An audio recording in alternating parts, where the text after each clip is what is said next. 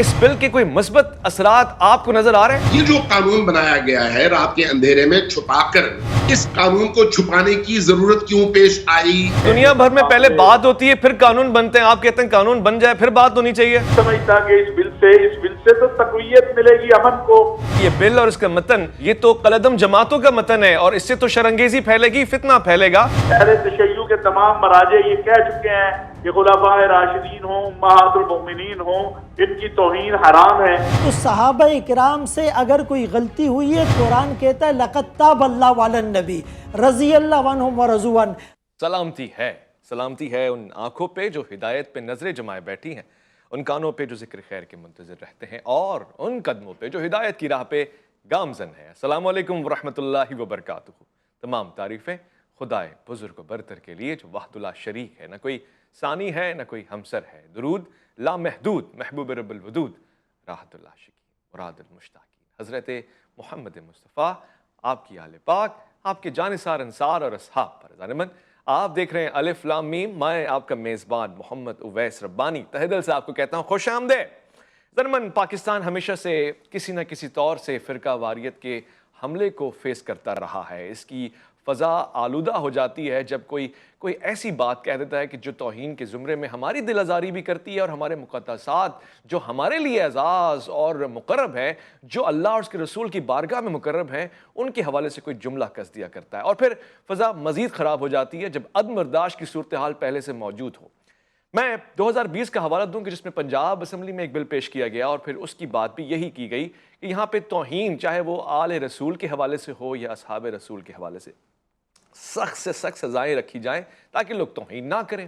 اور پھر ہم نے یہ دیکھا کہ یہ بھی ایک سلسلہ رہا کہ بہت سے افراد چاہے وہ توہین ہی کے نام پہ کسی اور جرم کے ساتھ، یعنی کسی اور خطا کو توہین کے ساتھ ملوث کر کے لوگوں کو ایف آئی آرز اور جیل کے ذریعے کسی نہ کسی گردش میں رکھتے ہوتے ہیں۔ مگر پھر ایک سلسلہ یہ بھی ہے کہ جہاں اعتدال کی راہ کوئی نظر نہیں آ رہی ہے، جہاں پہ یہ مسائل بڑھتے جا رہے ہیں، یہ دیکھا گیا ہے کہ فرقہ واریت ہو یا آپس کی اختلافات ہوں، توہین کا زمرہ کسی بھی طور سے بیٹھنے کو نہیں دے رہا۔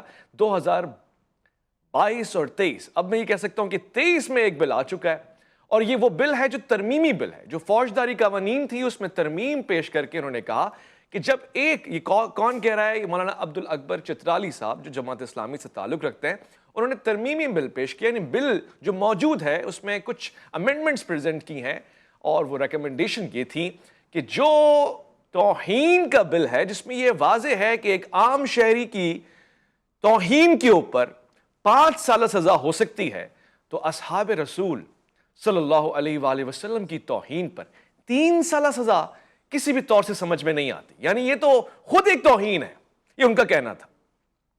اور پھر مزید اس بل پہ بات ہوئی، انہوں نے کہا کہ اس پہ سخت سزا ہونی چاہیے۔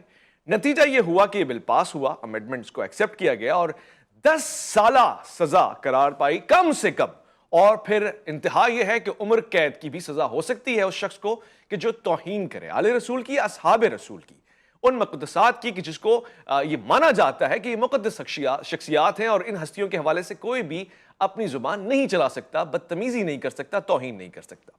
یہ نہیں بلکہ اس کے علاوہ 10 لاکھ روپے جرمانہ بھی عائد ہوگا، اور ساتھ ساتھ اس بل کو فوراً سے منظور کر لیا گیا، اور اب یہ بل زیر بحث ہے۔ پہلے ہی دن سے اس کو متنازع بھی بنایا گیا، بہت سے حلقوں میں اس کے خلاف آوازیں بھی اٹھی ہیں۔ اور ایک بات عجیب ہے جو میں ابھی عبد الاکبر چترالی صاحب کے بیانات میں سے سن رہا تھا، جب ان سے اس بل کے حوالے سے پوچھا گیا، انہوں نے کہا میں چاہتا تھا، میں نے دوستوں کو بھی مشورہ دیا کہ اس بل کو مخفی رکھا جائے، اس بل کا چرچا نہ کیا جائے سوشل میڈیا پہ، تاکہ کوئی بات پتہ نہ چلے اور یہ کام بھی ساتھ ساتھ ہو جائے۔ ایسا کیوں ہے؟ اس بل کے تاثرات کیا ہوں گے، اس کے اثرات کیا ہوں گے، اس پہ نتیجہ کیا نکلے گا؟ کہ مذہبی منافرت بڑھے گی، کہ اختلافات میں اضافہ ہوگا، یا پھر توہین کا مسئلہ ختم ہو جائے گا؟ کیا پچھلی ایف آئی آرز اور پچھلی تمام سزائیں اس سے کوئی فائدہ دے رہی ہیں، یا پھر اس کا نتیجہ اس کے بالکل برعکس آئے گا؟ اس پہ بات کرنے کے لیے آج پروگرام میں خوش آمدید کہنا چاہتا ہوں، میرے ساتھ تشریف فرمائیں مذہبی علماء کرام اور ایسے افراد کہ جو معاشرے میں اپنا اثر بھی رکھتے ہیں اور اپنی گفتگو کو دور اندیشی کے زاویے میں باندھ کے رکھتے ہیں۔ میں سب سے پہلے خوش آمدید کرنا چاہتا ہوں، میرے ساتھ موجود ہیں بہت ہی پیاری گفتگو فرماتے ہیں مفتی فضل سبحان صاحب، آپ کو السلام علیکم ورحمۃ اللہ اور خوش آمدید۔ میرے ساتھ دوسرے مہمان موجود ہیں اسلام آباد سے، میں آپ کو بھی خوش آمدید کرنا چاہتا ہوں، آپ کی گفتگو ہمیشہ سے اثر رکھتی ہے، مفتی گلزار نعیمی، السلام علیکم ورحمۃ اللہ۔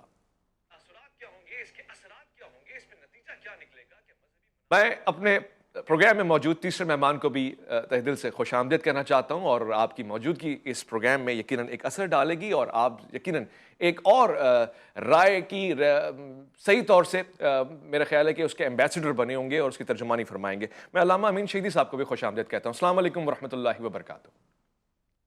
وعلیکم السلام ورحمۃ اللہ۔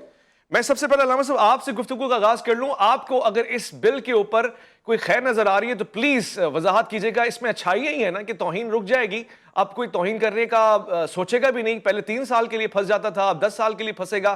اس بل کے کوئی مثبت اثرات آپ کو نظر آ رہے ہیں؟ توہین چاہے کوئی بھی کرے، مسلمان کرے یا غیر مسلم، جی حرام بھی ہے اور جرم بھی ہے، اس میں کسی طرح کی کوئی دوسری رائے نہیں ہے۔ صحیح۔ اب یہ ہے کہ قانون سازی کی ضرورت اور اس کا اتفاق۔ پاکستان، آپ کو معلوم ہے کہ پاکستان میں کس طرح کی فضا ہے۔ جی گزشتہ 40 انہی مسائل کو عنوان بنا کر جس طرح سے پاکستان کے اندر کشت و خون کا بازار گرم کیا گیا، اس کو سامنے رکھتے ہوئے اگر آپ اس بل کو دیکھیں تو پہلی بات تو یہ ہے کہ یہ بل جماعت اسلامی نہیں ہے، یہ سپاہ صحابہ اور لشکر جنگی کا بل ہے، چونکہ یہ بل بہت عرصے پہلے ان کے آن جہانی لیڈرز نے پیش کیا تھا اور وہ پاس تھا۔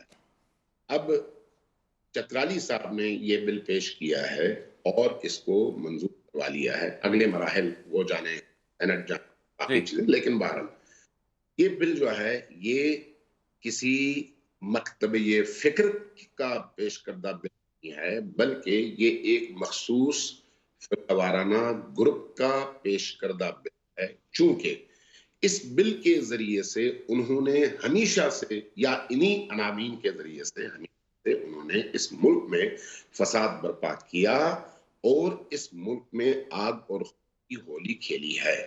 مجھے قانون سازی کے حوالے سے کوئی اعتراض نہیں، قانون سازی ضرور ہونی چاہیے، لیکن کب؟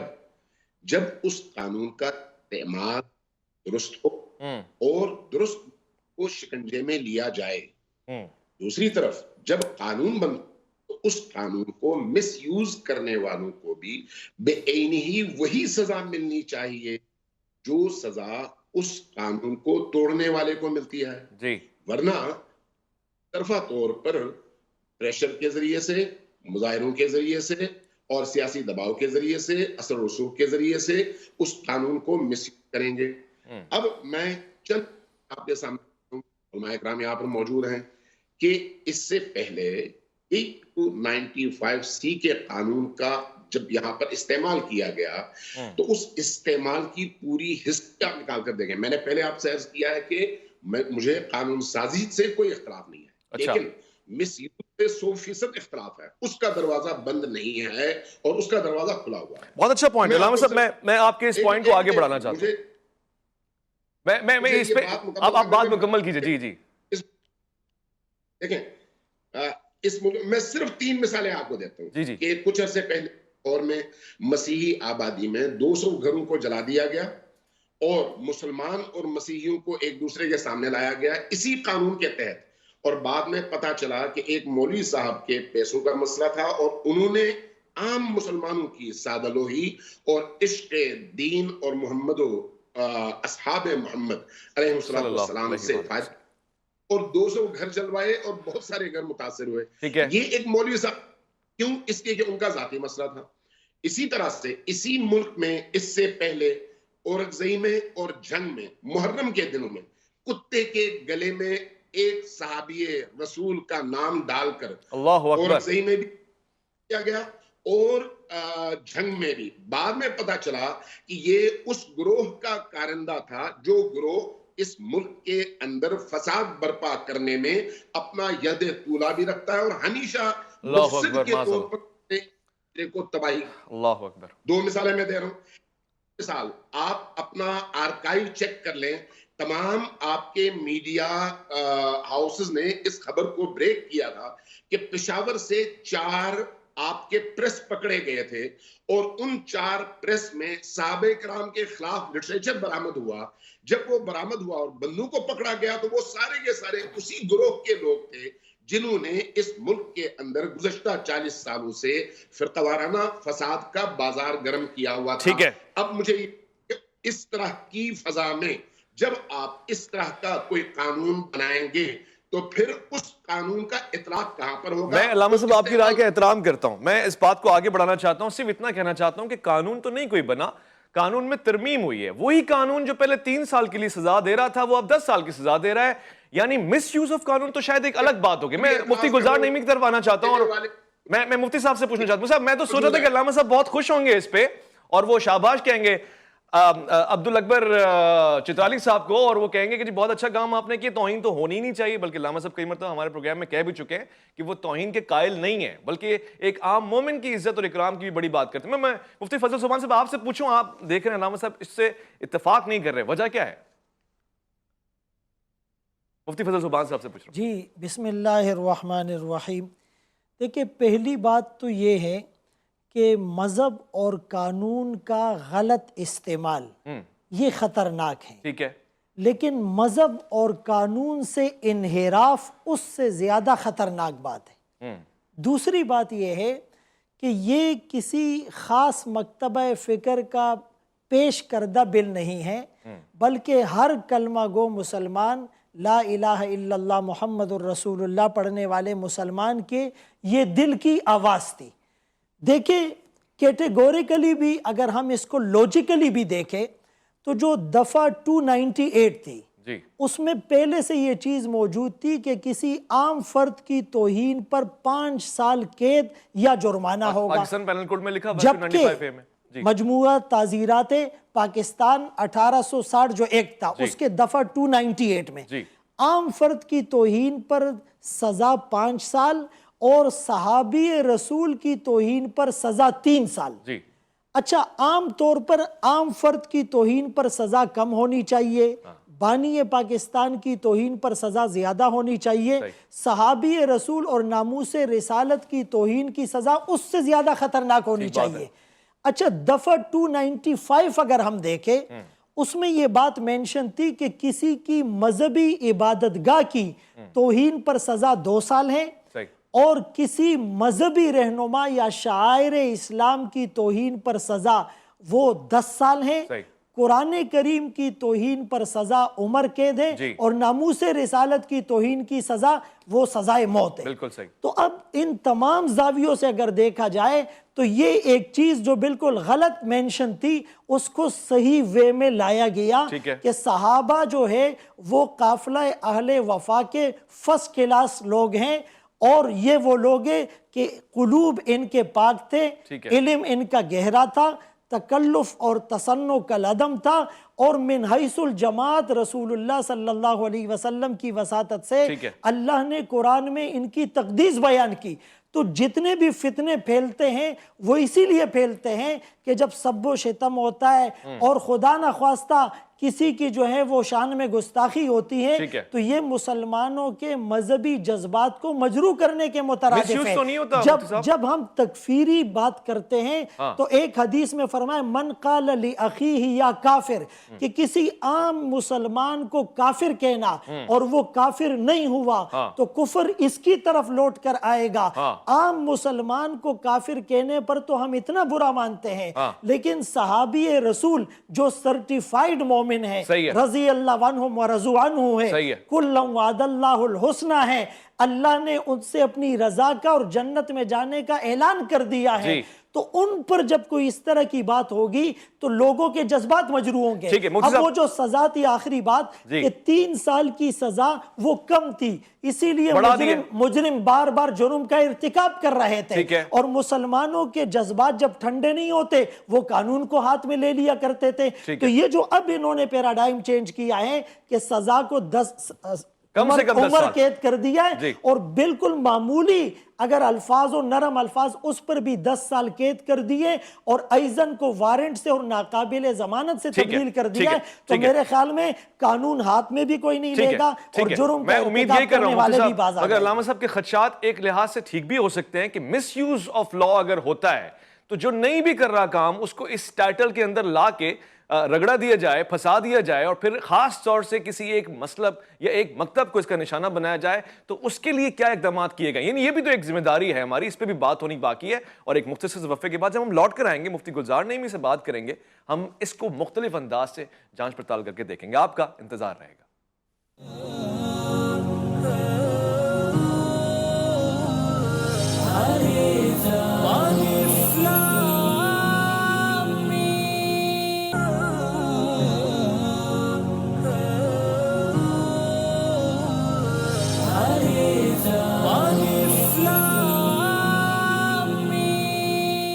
الف لام میم میں خوش آمدید کہوں گا. عزیزان من, پروگرام الف لام میم آج جس موضوع پہ بات کر رہا ہے وہ ایک بل ہے کہ جس میں ترمیم پیش کی گئی. بل گزشتہ یعنی اس سے پہلے پیش کیا جا چکا تھا. اب ترمیم یہ کہتی ہے کہ سزائیں بڑھا دی جائیں اور سخت سے سخت کر دی جائیں, اور اس کے پیچھے ایجنڈا بھی یہی ہے کہ ایک عام آدمی کی توہین کی سزا اگر اتنی ہے تو پھر ان کی توہین کیسے گوارا ہو سکتی ہے جو ہر طور سے ہمیں قابل ستائش اور انتہائی مکرم نظر آتے ہیں, اور وہ ہیں.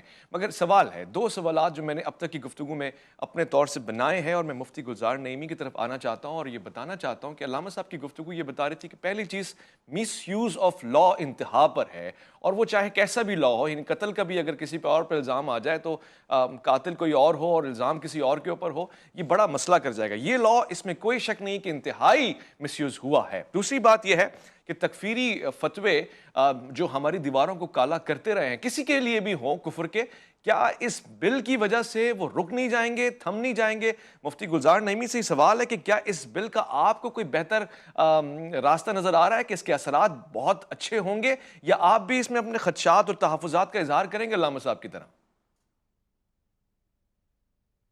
بسم اللہ الرحمن الرحیم.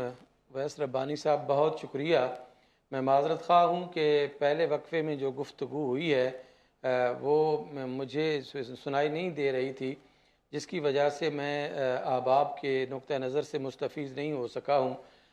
میں یہ سمجھتا ہوں کہ ایک تو یہ بل ہے, اور اس بل کی جو ترامیم ہے اس کے اثرات ہماری اس سوسائٹی پر کیا پڑیں گے, اور کیا ہم ان مقدس ہستیوں کے بارے میں جو ہے وہ کبھی بھی ایسے معاملات میں برداشت کر سکتے ہیں کہ ان کی توہین ہو اور ان کے بارے میں سب و شتم ہو, تو کیا ہم اس چیز کو برداشت کر سکتے ہیں؟ یقیناً ایسا نہیں ہے, اور کوئی بھی مومن صاحب ایمان اس چیز کو برداشت نہیں کر سکتا کہ اہل بیت اطہار امہات المومنین اور صحابہ کرام کے بارے میں کوئی گستاخی کرے یا کوئی گستاخانہ پہلو جو ہے وہ سامنے آئے. لیکن یہ جو بل ہے, اس بل کے حوالے سے جو میرے تحفظات ہیں وہ یہ ہیں کہ اس کو اتنی عجلت کے ساتھ جو ہے وہ ترامیم کو ٹیبل کرنے کی کیا ضرورت محسوس ہوئی, اور کیا کس بحران کا شکار تھا مذہبی اعتبار سے ملک پاکستان کے. اب یہ ایک ایمرجنسی طور پر جو ہے وہ اس بل کی ترامیم کو ٹیبل کیا گیا اور منظور بھی کرا دیا گیا. میں یہ سمجھتا ہوں کہ اس وقت ملک جو ہے وہ معاشی بحران کا شکار ہے, سیاسی بحران کا شکار ہے, اور بہت سارے بحرانوں کا اس ملک کو سامنا ہے, تو ان کی طرف توجہ زیادہ کرنے کی ضرورت تھی. فی الوقت مجھے پورے پاکستان میں کوئی ایسی صورت نظر نہیں آ رہی تھی کہ اس کو جو ہے وہ ٹیبل کیا جاتا.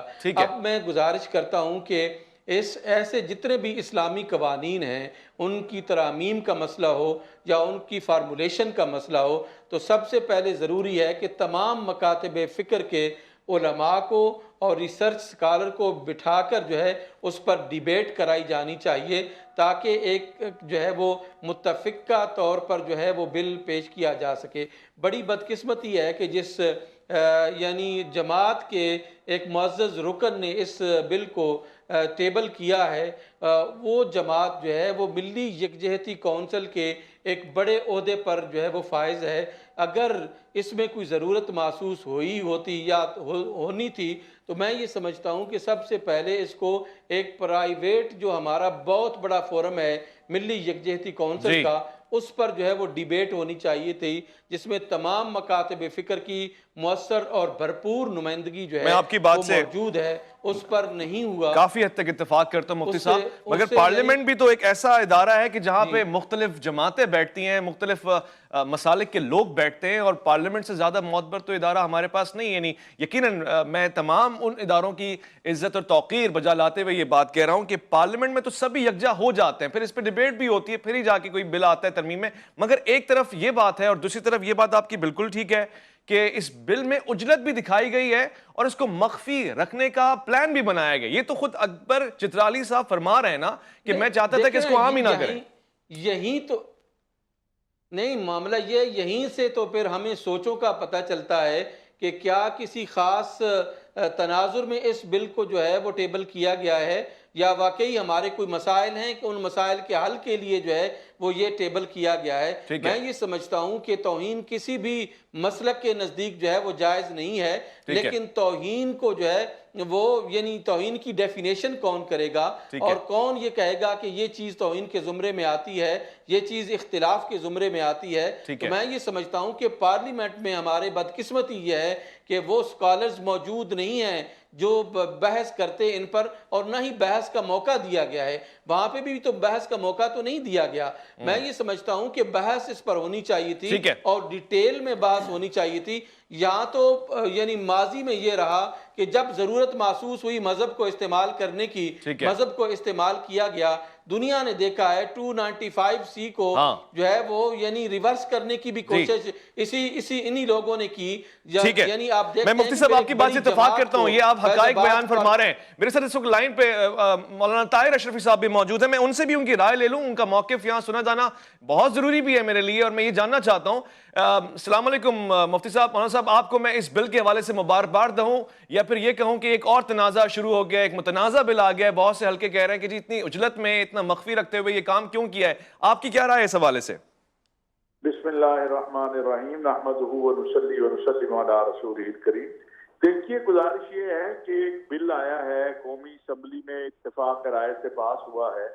اگر اس پر کوئی اعتراضات ہے تو اس پہ بات ہو سکتی ہے. اس پہ کون سی ایسی پریشانی ہے کہ اگر کسی کو اس پہ کوئی اعتراض ہے یا کسی تشریح پہ بات کرنی ہے تو میں سمجھتا ہوں کہ بیٹھ کے بات ہو سکتی ہے. اور کوئی میرے نزدیک یہ کوئی ایسا معاملہ نہیں ہے کہ جس پر بات نہ ہو سکے. دنیا بھر میں پہلے بات ہوتی ہے پھر قانون بنتے ہیں. آپ کہتے ہیں قانون بن جائے پھر بات ہونی چاہیے؟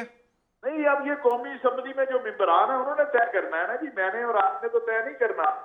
جو قومی اسمبلی میں ممبران تھے انہوں نے بات کی ہوگی، یہ اتفاق رائے سے یہ منظور ہوا بس تو پھر بات ہو گئی. لیکن اگر کوئی حلقے جو قومی اسمبلی یا سینٹ میں نہیں ہے، پارلیمان میں نہیں ہے، ان کا خیال ہے کہ اس کے حوالے سے کچھ اعتراضات ہیں یا اس پہ بات کرنی چاہیے تو بات کرنے میں کوئی حرج نہیں. مذاکرات سے ہی مسائل حل ہوتے ہیں نا. ٹھیک ہے. اس پہ میں نہیں سمجھتا کہ کوئی ایسی بات ہے کہ جو کوئی ایشو پر ہو، اس پر ضرور بات کر لینی چاہیے اور ایک بار نہیں 100 بار کرنی چاہیے. لیکن یہ وقت کی ضرورت ہے کہ اس ملک کے اندر جس انداز سے انتہا پسندی اور دہشت گردی اور کچھ چیزیں ہم آلریڈی یہ چیزیں ہم پیغام پاکستان میں سارے طے کر چکے ہیں. صحیح ہے. تو اگر اس میں کسی بات پہ یا کسی مسئلے پہ کسی تشریح کی ضرورت ہے یا وضاحت کی ضرورت ہے تو ضرور ہو جانی چاہیے. اس میں کون سی ایسی بات؟ صحیح ہے. مولانا صاحب، پروگرام میں موجود ہمارے کچھ مہمان اپنی رائے کا اظہار فرما رہے ہیں اور وہ یہ کہہ رہے ہیں کہ یہ بل اور اس کا متن یہ تو قلعدم جماعتوں کا متن ہے اور اس سے تو شرانگیزی پھیلے گی، فتنہ پھیلے گا. اس پہ پہلے سے ریسرچ ہونی چاہیے اور ابھی بھی اگر فتنہ اور فساد کو روکنا چاہتے ہیں تو اس طرح کے بلوں کو روکیں، پڑھیں، بہت ہی اس کا اطلاق جو ہے، اس کی امپلیمنٹیشن، اس کے مس یوز سے بچائیں. دیکھیے، بات یہ ہے، یہ کسی فرد کی یا کسی ایک جماعت کی رائے تو ہو سکتی ہے، لیکن میں نہیں سمجھتا کہ یہ جمہور پاکستانیوں کی رائے ہے.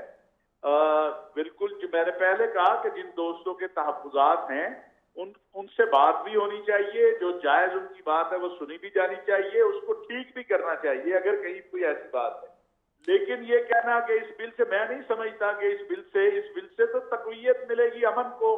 جو لوگ اس ملک کے اندر دیکھیں نا، ہم سب متفق ہیں کہ اصحاب رسول و اہل بیت رضوان اللہ علیہم اجمعین، خلفاء راشدین، امہات المومنین، ان کی توہین نہیں ہونی چاہیے، ان کی تنقیص نہیں ہونی چاہیے. اہل تشیع کے تمام مراجع یہ کہہ چکے ہیں کہ خلفائے راشدین ہوں، امہات المؤمنین ہوں، ان کی توہین حرام ہے.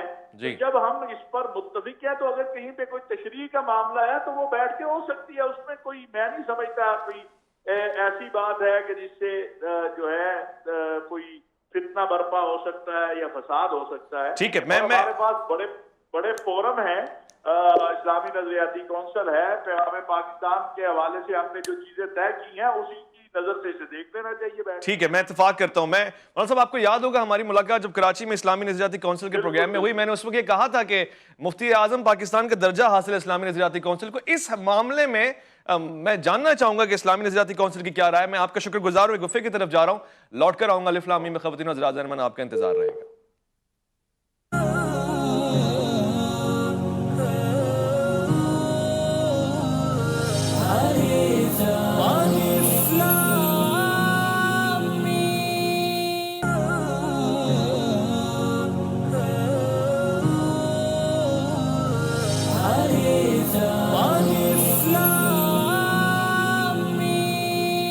الف لام میم میں خوش آمدید. زین من پروگرام میں اس وقت موضوع انتہائی حساس بھی ہے اور ضروری بھی ہے. علامہ امین شہیدی صاحب موجود ہیں. میں آپ سے یہ سوال پوچھنا چاہتا ہوں، آپ نے ہمارے دیگر شرکاء کی اس گفتگو کو بھی سنا ہوگا. یقیناً سب کہہ رہے ہیں کہ جی قانون تو بہتر ہے، قانون میں عجلت ہو سکتی ہے. مفتی گلزار نعیمی صاحب نے کہا کہ بہت تیزی دکھائی گئی ہے، اس پہ شاید ڈسکشن ہونا چاہیے تھا. ایسے ادارے، ایسی جماعتیں موجود ہیں جن کو اپنا مذہبی اپنی ذمہ داری کا احساس ہے، اس کو سمجھنا چاہیے تھا. میں ایک چیز آپ سے جاننا چاہتا ہوں، مختصر وقت ہے.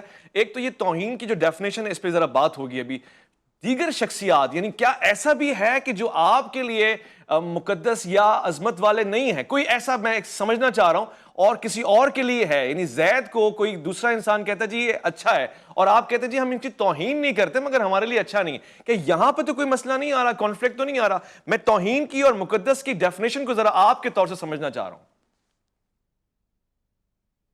ربانی صاحب، بہت بہت شکریہ آپ کہ میں اس وقت پلیٹ فارم پر ایک مکتبہ فکر کی اور دوسری طرف 3 علماء کرام ہیں ماشاءاللہ، بہت جلیل القدر، بہت ہی محترم، بہت ہی مقدس اور میرے دوست. تو اس لیے میرا خیال ہے مجھے آپ کو اتنا ٹائم دینا چاہیے کہ میں مکتب کے موقف کو آپ اور آپ کے تمام سامعین کے سامنے رکھ سکوں. میں نے پہلے عرض کیا ہے کہ کسی بھی شخصیت، صحابہ کرام ایک طرف، امہات المومنین ایک طرف، خود نبی کریم کا گھرانہ ایک طرف، جن کو کہتے ہیں، کسی بھی شخص کی توہین کی شرعی طور پر کوئی اجازت نہیں ہے. یہ جرم ہے اور حرام بھی ہے. یہ پہلے کلی قاعدہ سے سامنے رکھیں. اس کے بعد اب میرے سوالات پر ذرا غور فرمائیں اور مجھے ذرا ٹائم دیں. میں اپنے سوالات صرف آپ کے سامنے اٹھاؤں، میں وضاحت نہیں کرتا. پہلی بات یہ ہے کہ یہ جو قانون بنایا گیا ہے رات کے اندھیرے میں چھپا کر، اس قانون کو چھپانے کی ضرورت کیوں پیش آئی؟ اس کی وجہ ظاہر ہے، اس کو پیش کرنے والوں کے دل کی بدنیتی ہے، چاہے وہ جماعت اسلامی کا کوئی رکن ہو یا سپاہ صحابہ کا کوئی رکن ہو. یہ خود ان کے اندر کے نفاق کی دلیل ہے، ورنہ کبھی بھی علمی بات چھپائی نہیں جاتی، اور جو معاشرے کے فلاح میں ہو چھپ کر نہیں کیا جاتا، کھل کر کیا جاتا ہے. پہلی بات. دوسری بات، میرا ایک سوال ہے کہ جب آپ کہتے ہیں کہ صحابہ کرام اور ازواج نبی، تو کیا صحابہ کرام کی کوئی تعریف بھی کی گئی ہے کہ صحابیت کا اطلاق کس پر ہوگا؟ اب آپ کی مرضی ہے، جس کو صحابی بنائیں اور جس کو صحابی سے نکال دیں. خود یہ ایک بہت بڑے فتنے کا باعث ہے. دوسری چیز، توہین کس کو کہتے ہیں بھائی؟ اس کی بھی ہونی چاہیے.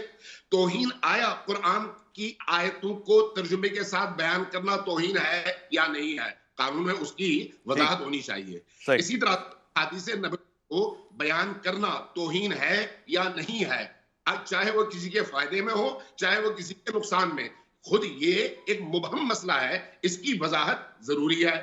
اسی طرح سے تاریخ میں جو واقعات اہل سنت مورخین نے بیان کیے ہیں، اگر یا شیعہ مورخین نے ان کو کوئی بیان کرے تو کیا یہ بیان کرنا توہین کے زمرے میں آئے گا یا نہیں آئے گا؟ واضح. یہ چونکہ کوئی وضاحت نہیں ہے. ٹھیک ہے علامہ صاحب، میں ان سوالوں کا میرے پاس وقت نہیں ہے نا، میں مجبور ہوں میں مفتی صاحب سے جواب. مفتی فضل سبحان صاحب، یہ سوال جو علامہ صاحب نے رکھے، میں بغیر مداخلت کی یہ سیدھے سیدھے سوال آپ کے سامنے رکھ رہا ہوں. جی، 2 باتیں دیکھیں. ایک تو یہ کہنا کہ یہ عجلت میں بل پاس کیا گیا، تو یہ بل پہلے سے پاس تھا، قانون پہلے سے منظور تھا. دیکھیں اس میں صرف ترمیمی اضافہ کیا گیا. دوسرا سینٹ کمیٹی کی اسٹینڈنگ کمیٹی میں 10 مہینے پہلے یہ پاس ہوا, پھر قومی اسمبلی میں آیا, اس پر ڈیبیٹ کی گئی. دستور پاکستان, پیغام پاکستان, آئین پاکستان, ان تمام چیزوں میں اس پر ڈیبیٹ ہو چکی ہے. دیکھیں جہاں تک صحابیت کی بات ہے تو صحابہ اکرام سے اگر کوئی غلطی ہوئی ہے, قرآن کہتا ہے لَقَدْ تَابَ اللَّهُ عَلَى النَّبِيِّ رضی اللہ عنہم ورضوا عنہ. تو ایک بزرگ سے کسی نے کہا کہ جی صحابہ سے فلاں جگہ پر غلطی ہوئی, فرمایا میاں تم جو بھی کہہ دو, اللہ نے انہیں جنت میں وعدے کر دیا, داخل کر دیا, اپنی رضامندی کا اعلان کر دیا. میرے اور آپ کے چاہنے سے ہم کسی کو صحابیت کی تعریف سے نہیں نکال سکتے. آپ بالکل صحیح جا رہے ہیں. ایک سوال شاید اور رہ گیا, آپ نے کہا 3 سوال. علامہ صاحب آپ کا ایک اور سوال رہ گیا, وہ بھی پوچھ لیں آپ. جی گزارش سنیں, میں نے آپ سے پہلے عرض کیا مجھے اتنا ٹائم دیں, میں صرف سوال اٹھاؤں. دیکھیں یہاں پر آپ نے 2 سوال پوچھے علامہ صاحب, 2 سوال آپ نے پوچھے, تیسرا پوچھ لیں. میرے پاس وقت نہیں ہے, بالکل بھی نہیں ہے. آپ تیسرا سوال رکھیں نا, ٹائم دیں نا کہ میں اپنا مدعا بیان کر سکوں, ورنہ پھر مجھے آپ نے بٹھایا کیوں ہے؟ اگر مجھے بٹھایا ہے تو میں اپنا مدعا تو آپ بیان فرمائیں. تیسرا سوال بھی بتا دیں پلیز, میں سن رہا ہوں. یہاں پر یہ جو پلیٹ فارم ہے یہ اس قانون کے سقم اور صحت پر گفتگو کے لیے ہے, تاریخ کے لیے نہیں, اپنی برتری یا دوسروں کی کمتری ثابت کرنے کے لیے نہیں. اس لیے میں سوال اٹھا ہوں اس قانون پر جو اعتراضات ہو سکتے ہیں ان اعتراضات کے تحت. اس پہلا سوال یہ ہے کہ بخاری کی ایک روایت کی بنیاد پر حضرت ابو طالب کو کافر قرار دیا جاتا ہے. کیا اس قانون کا اطلاق ان لوگوں پر ہوگا جو کافر کہتے ہیں؟ نبی کریم کے والدین مکرم کو کافر قرار دیا جاتا ہے, کیا اس قانون کا اطلاق ان پر ہوگا جو یہ کام کرتے ہیں؟ اسی طرح سے بخاری میں اور اس میں مسلم میں وہ روایات اور احادیث جو نبی کریم کی زندگی کے 150 سال بعد جمع کر کے ہم تک پہنچائی گئی ہیں کہ یہ ہوا. سوال یہ ہے کہ جو ہوا اور جس کو بخاری نے مسلم نے بیان کیا ہے. مفتی صاحب, علامہ صاحب شکریہ. مفتی صاحب کا وقت ہے. حضرت عائشہ رضی اللہ عنہ کی برات اور پاکیزگی کی گواہی قرآن نے دی, سورہ نور میں دی. اب اس کے باوجود ان آیات کا انکار کرنا یہ تو سراسر دیکھیں زیادتی ہے اور توہین ہے. اسی لیے توہین کی ڈیفینیشن ہمیں کرنے کی ضرورت نہیں ہے. قرآن نے بتلا دیا. حضرت علی رضی اللہ عنہ کا فرمان ہے کہ جس نے نبی کی توہین کی اس کو قتل کیا جائے, جس نے صحابی کی توہین کی اس کو کوڑے مارے جائے. ابن عباس رضی اللہ عنہ فرماتے امہات المومنین کی گستاخی کرنے والا مباح الدم ہے. تو اب یہ تو ساری آپ کا قانون ہے, آپ غلط کر رہے ہیں. اس وقت آپ کے ڈیبیٹ کا موضوع یہ قانون ہے نہ وہ چیزیں. لیکن ان چیزوں کو تو آپ ہائی لائٹ کر رہے ہیں نا مفتی صاحب, جیسے قانون پہ بات ہو رہی ہے. وہ دور کریں گے.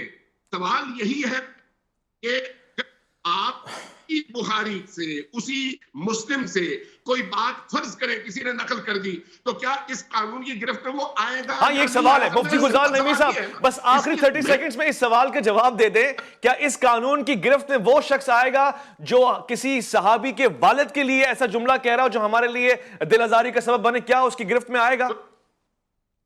خود نبی کریم کے والدین, دیکھیں ظاہر ہے کہ جب آپ کسی کتاب پہ بھی توہین کا پہلو ہوگا, وہاں پہ جب توہین ہوگی تو ظاہر ہے کہ یہ قانون جو ہے وہ گرفت کرے گا اس قانون کو. لیکن میں یہ سمجھتا ہوں اویس ربانی صاحب, یہ جو بحث ہوئی ہے اس کو بہت زیادہ irrelevant چیزیں جو ہے وہ بیان کی گئی ہیں. اس قانون پر اسپیسیفکلی جو ہے وہ بات ہونی چاہیے تھی جو نہیں ہو سکی ہے, اور جو سنجیدہ سوالات ہیں ان سوالات پر جو ہے وہ گفتگو ہونی چاہیے تھی. اور میں یہ سمجھتا ہوں کہ اس کو بالکل ٹیمپرامنٹ لوز کر کے نہیں بلکہ صبر و تحمل کے ساتھ جو ہے وہ اس پر گفتگو ہونی چاہیے تھی جو نہیں ہو سکی ہے.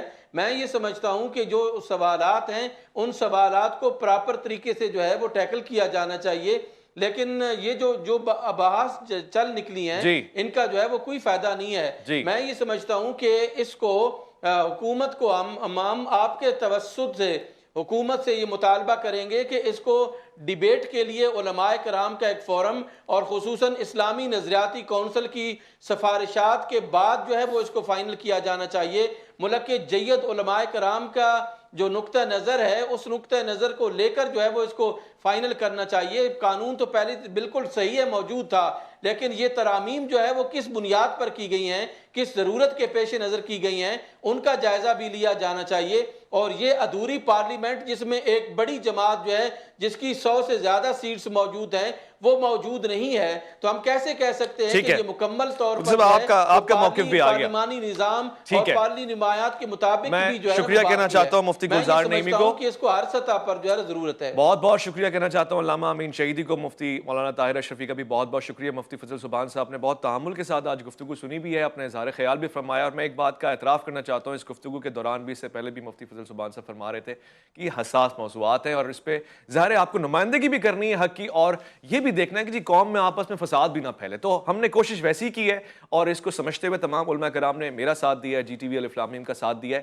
ہم ضرورت محسوس ہونے پہ ایک اور پروگرام اس پہ رکھیں گے. علماء کے درمیان ہی مکالمہ ہوتا ہے، گفتگو ہوتی ہے اور اس کا نتیجہ خیر ہی نکلتا ہے. آپ نے جوہلا کے درمیان اس گفتگو کو نہیں لے کے جانا، یہ آپ سے گزارش ہے میری. مجھے آپ اتنی ضرور مہلت دیجیے گا کہ میں ایک اور پروگرام کروں اور اس پہ تفصیلی جائزہ لے سکوں. البتہ یہ ہے کہ میں اس بات کو واضح کرنا چاہتا ہوں کہ پاکستان میں جس میں اور آپ سانس لیتے ہیں، یہ ہماری اور ہر کسی کی یہ کوشش ہونی چاہیے کہ توہین کسی بھی طور سے نہ ہو، سخت سے سخت سختی برتی جائے اس کے لیے جو توہین کا خیال لے کر آئے، کیونکہ یہ ایجنڈا ہمارا ہے نہیں. ہم تو سب کے لیے سوچ رہے ہیں، جو مسلمان ہے وہ توہین نہیں کر سکتا. شاید کسی کے لبلبے میں آ کے کوئی اپنے ایجنڈے کے تحت کروا رہا ہے تو اچھا ہے نا کہ وہ دروازے بند کر دیے جائے. مگر اگر کوئی اسی قانون کی آڑ میں کسی کو دیوار سے لگانا چاہتا ہے، ہم اس کو بھی دیکھنے کے لیے تیار ہیں. اپنا خیال رکھیں گے، آپ اپنے سے بڑھ کے خیال رکھیں گے ملک پاکستان کا. اللہ کے فرمان کا اویس ربانی کو دیجیے گا اجازت.